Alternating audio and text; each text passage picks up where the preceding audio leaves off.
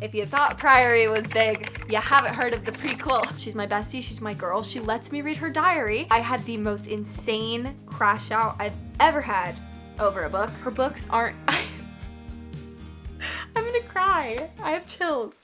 Hello guys, and welcome back to my channel. Today we're going to go through all of the books I read in April, which I'm extra excited about. I haven't been doing wrap-up videos, but I wanted to make sure I did one for this month because I think it was the most challenging and diversified reading month I've had so far, and I think it might be my favorite reading month. I need to look through my notes app. I have a list of everything I've read in the year. February was fun, but it was like nostalgia reads and a lot of rereads. And April was a lot of new books. So yeah, I think it's my favorite. If you are new to my channel, you might not know that I own a bookish clothing shop called The Common Room. It's my full-time job. It has been for 5 years and it is just my absolute dream. And yesterday we launched this little mood reader tee with Jellycat. It's actually part of a series, so there's 2 more Jellycat designs coming. It might be sold out at this point, but I'm gonna link it in the description because I will restock if you guys want to twin with me. In April, I read 10 books, which is less than I've read in any other month in 2025. There's a really good explanation why, and we'll get to that. But even then, let this be a lesson to myself that maybe I need to read quality over quantity because I just enjoyed this amount. I thought it was perfect. Another thing I love is that I read so many different genres this month: historical fantasy, fan fiction, romance, historical fiction, and then a lot of fantasy, which is what you can really come to expect from me. First up, I read Divine Rivals by Rebecca Ross. This was a book I previously DNF'd and I did not touch it for 2 years. I actually didn't own the physical copy. I only had it on my Kindle. I read it back when it came out and there was so much hype surrounding it, and I just didn't resonate with it. I felt like the plot was slow even when there was things happening. What made me pick it up again? Oh yeah, I read A River Enchanted, her other series, which I love. So then I was like, I have to give Divine Rivals another try. In case you haven't heard of this, which you probably have, it's a historical fantasy about 2 writers who kind of have like a work rival situation going on, but there's also in their world a war between the gods. So the war ends up dividing them, but they're connected by these magical typewriters. As always, her writing was so lyrical. Every line is art, and I'm really glad I picked it up again. I ended up giving it 4 stars. I do think I like the elements of cadence duology more than this one, but I'm definitely going to get Ruthless Vows soon and read it, especially because I'm excited for Wild Reverence, which is her new book coming out this year. Next up, I found myself to be in a fan fiction mood.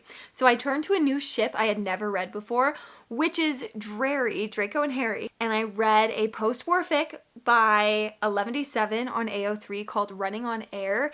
It was art. It was beautiful, and actually the writing did remind me of Rebecca Ross, and I wish so badly this could be traditionally published because it would fit really well as like this amazing time travel English countryside story, and the writing in this was better than so many books that I read. I genuinely thought this was going to be a hee hee ha ha situation, which is similar to how I felt when I started Crimson Rivers. Have I learned nothing? That's the question. Because it's always going to be very serious, and fanfic writers are going to take your heart and stomp on it and hurt you and obliterate you.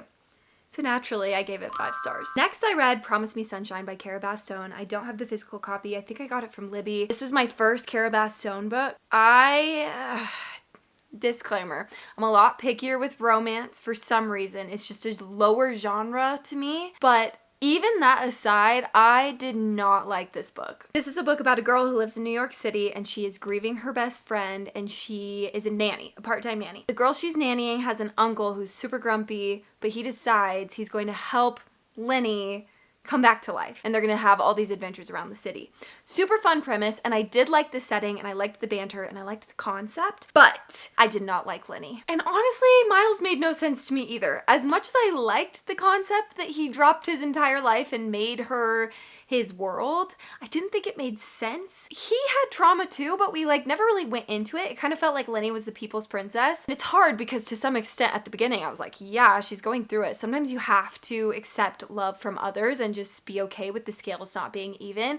But the scales were never even. It was always kind of the Lenny show, and we didn't get into Miles, and I didn't think he was fleshed out enough to make sense to me as a character. In the end, I just felt angry reading it because the give and take was not equal. So I actually gave that 2 stars. Ironically, I went straight from Promise Me Sunshine into another New York City grieving girl has adventures with boy book, and that would be Passion Project by Len & Sperry. I was so excited to read this because, well, first of all, James Potter variant on the cover, down to the Converse, and also look how cute she is. She's adorable. This was making big waves on Bookstagram. It was getting so much hype. I feel like it was the April It girl. I went and got it on the day it released. Okay, first 50%, loved. I was laughing out loud. It was fun, but it did lose me. In the 3rd act, something happened that made me nauseous, it made me ill, and I had a really hard time shipping the characters after that because frankly, I thought one of the characters was too good for the other character. I did like this a lot more than Promise Me Sunshine though, because their give and take was a little bit better, but not perfect. I give this one 3 stars. 3 stars to me is I don't regret reading it. 2 stars, I probably do regret it. Around this point in the month is when I really started to get into my groove. Next, I read A Fire Endless, which is the 2nd book in the Elements of Cadence duology that I was talking about. First of all, this cover, it is so beautiful. I could not get these characters out of my head after reading the 1st book. So originally I gave A River Enchanted 3 stars, but it was pulling me back in, and I've changed my rating. I'd say it's probably like a 4.5 now. A Fire Endless, 5 stars. This is rich with Scottish-inspired mythology and folklore.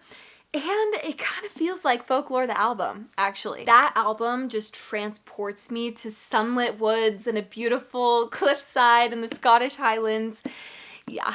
This is slower. It's slower pace. Even when things happen, it's very calm, it's very peaceful, and I think if you go into these not expecting that, that could be hard, but once I knew that's how it was after reading the 1st book, I was locked and loaded. Of course, then, this book was so much more fast-paced and action-packed. It's so cool because on this lush, gorgeous island, all of the nature elements have a spirit attached to it. The flowers and the trees and the rocks and the wind. Those spirits are having a conflict that starts affecting the humans who live on this isle. From those humans, 4 plus a few others get a POV in this book. The humans are having political conflicts, the spirits are having conflicts, and it's all interwoven. It's like a dream. I think I've said this before, it kind of reminds me of Narnia, but it's not similar to Narnia. It's just mystical, it's ethereal, it's winsome, it's whimsical. Okay, adjectives. Look at my next 2 reads side by side. I'm crying. This and then this. I gotta get you guys on this, okay?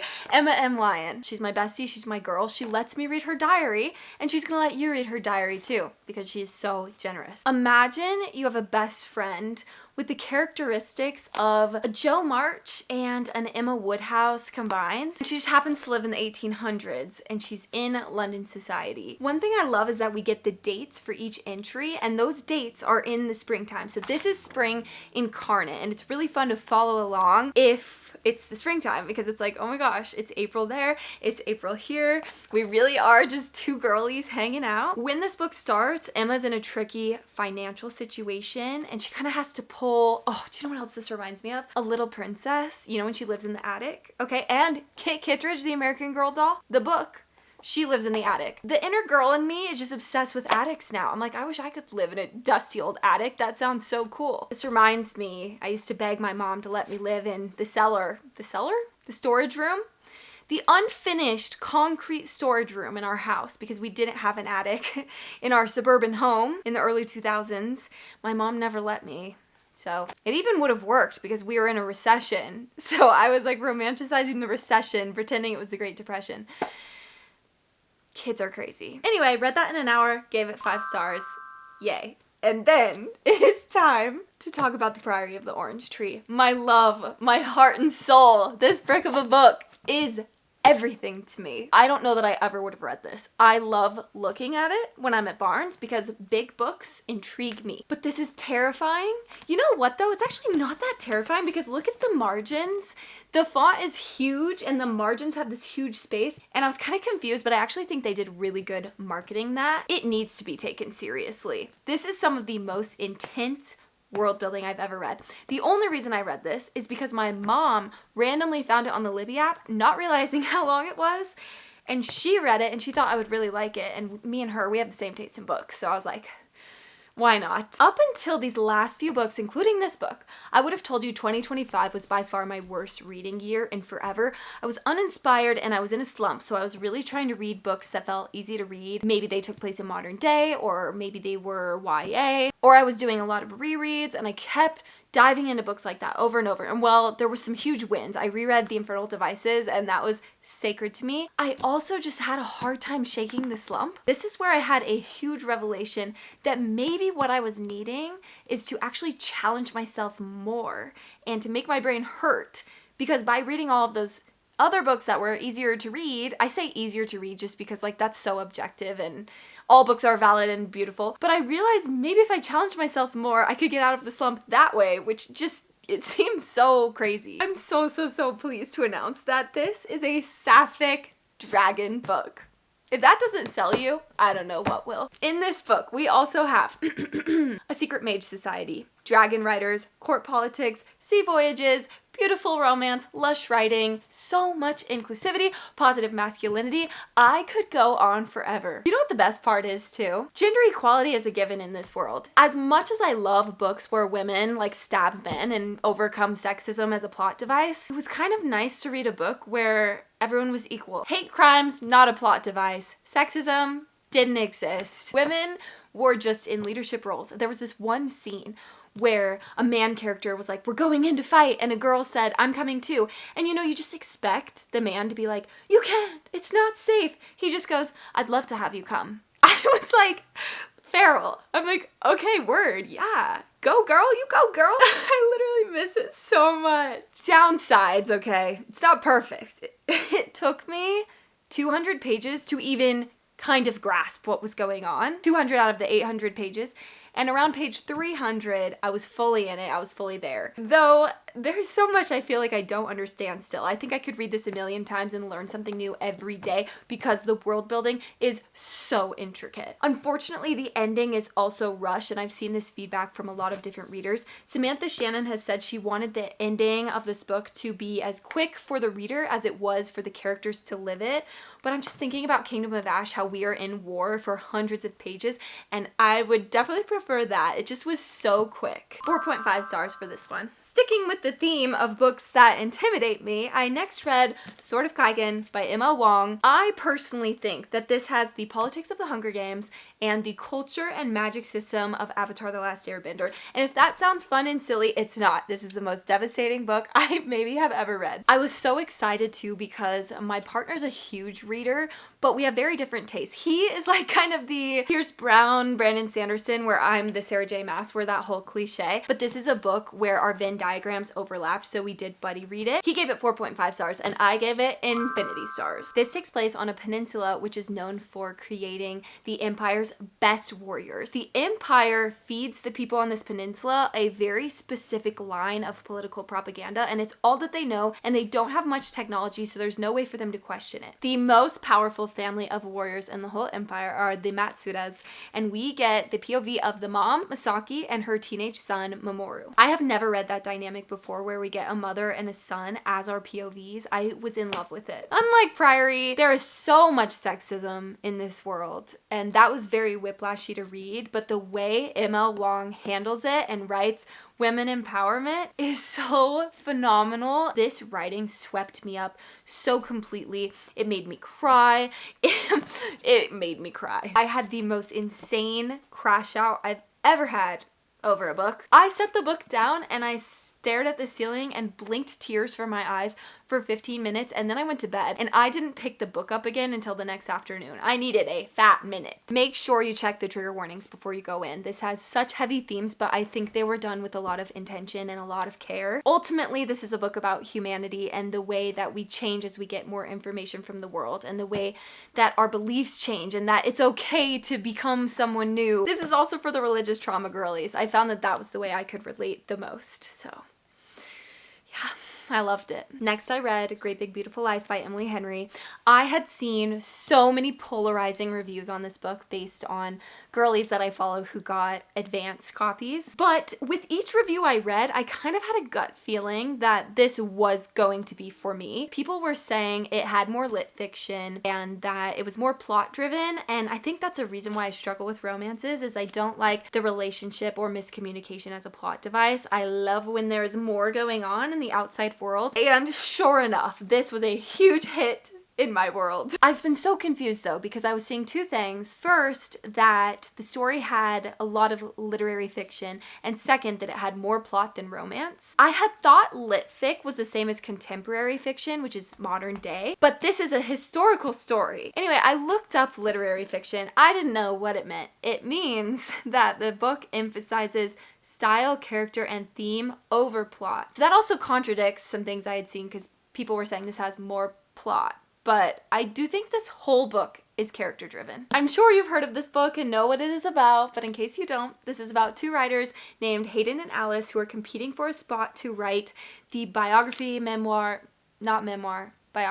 of a former tragic heiress tabloid princess named Margaret Ives, who is now a lot older and she wants to tell her story. It's so fascinating to have this dual timeline where we're getting Hayden and Alice and their romance in modern day, but we're also jumping back as Alice puts together Margaret's story and we're getting what happened there, and there's just like so much scandal and it's Hollywood and it's the press. I just had no idea where anything was gonna go. Every page in this was a surprise. This reading experience was just so sacred and serendipitous for me because the night before this book came out, I decided to do a spontaneous trip to my hometown, and I was just so happy to be there, and I loved my family and I just had missed them so much, and it felt like it matched with the themes of this book, which are accepting your past and loving the people who are around you and who have always been there for you. And I finished the audiobook on the drive home and I was just bawling for like 3 hours listening to Taylor Swift. I think Emily Henry has this magic she cultivates for her readers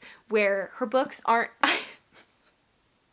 I'm gonna cry. I have chills. Her books aren't just books. They're an experience, and it really is like connecting with something ethereal on another plane. I'm just so grateful that she exists. Infinity Stars. I love her so much. Last book of this video. If you thought Priory was big, you haven't heard of the prequel. I next read A Day of Fallen Night, also by Samantha Shannon. This takes place 500 years before the Priory of the Orange Tree. I thought after finishing that I would need a break, but the moment I finished it, I went to Barnes and I bought this book. Everything I said about Priory with the inclusivity and just the beauty of it also applies to this.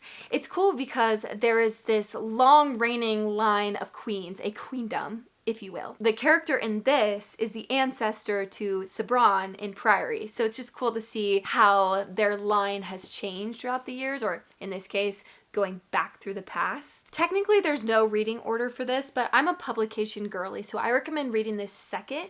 I think this would have been harder to swallow if I didn't already understand the world building. But the thing is, with this book, the characters were way more lovable. I felt like with Priory, there was one POV, or actually probably two POVs I was obsessed with, and then the others I was more neutral on. With A Day of Fallen Night, I loved every single POV. These characters are real to me. We just have a whole rainbow of queer characters and they're not hated on for who they are. It just is. And it's so wonderful to read, especially in the year 2025. It was a nice escape to just curl up in this story and not have to worry about the horrors of modern day. I gave this one 4.5 stars, and I will immediately be starting her other series, which I'm curious about because it's an urban fantasy dystopian.